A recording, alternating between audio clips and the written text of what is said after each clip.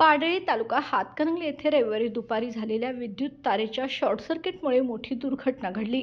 गावाच्या पश्चिमेस असलेल्या ज्योतिबा हॉलच्या उजव्या बाजूच्या सुमारे 5 एकर शेतीला अचानक आग लागून ऊसाचे पीक जळून खाक झाले। या दुर्घटनेत शेतकऱ्यांचं सुमारे 9 लाखांचं नुकसान झाल्याचा प्राथमिक अंदाज वर्तवण्यात आला आहे। या आगीत विकास पाटील, संतोष पाटील, शीतल पाटील, सचिन पाटील आणि लक्ष्मी बोरचाटे या शेतकऱ्यांचा ऊस पूर्णपणे भस्मसात झालाय। वर्षभर कष्ट करून उभे केलेले पीक क्षणात जळताना पाहून शेतकरी अश्रू ढाळत होते। घटनेनंतर ग्रामस्थांनी शिवसैनिकांनी एमएससीबीच्या अधिकाऱ्यांना धारेवर धरलं।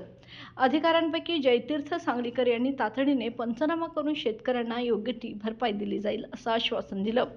घटनास्थळी शिवसैनिक सागर चोपडे, संपतराव शिंदे, लालासो माने, राजू पठाण तसेच शेतकरी आणि ग्रामस्थ मोठ्या संख्येने उपस्थित होते।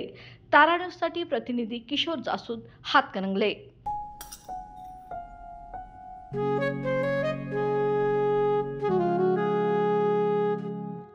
बाबा, आज येताना बासुंदी घेऊन या ना।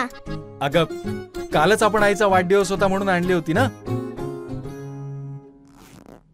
ऐकलं, गोकुळची बासुंदी पुन्हा खावीशी वाटतेय।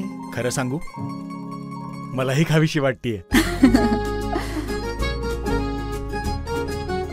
पुन्हा पुन्हा खावीशी वाटणारी गोकुळ बासुंदी।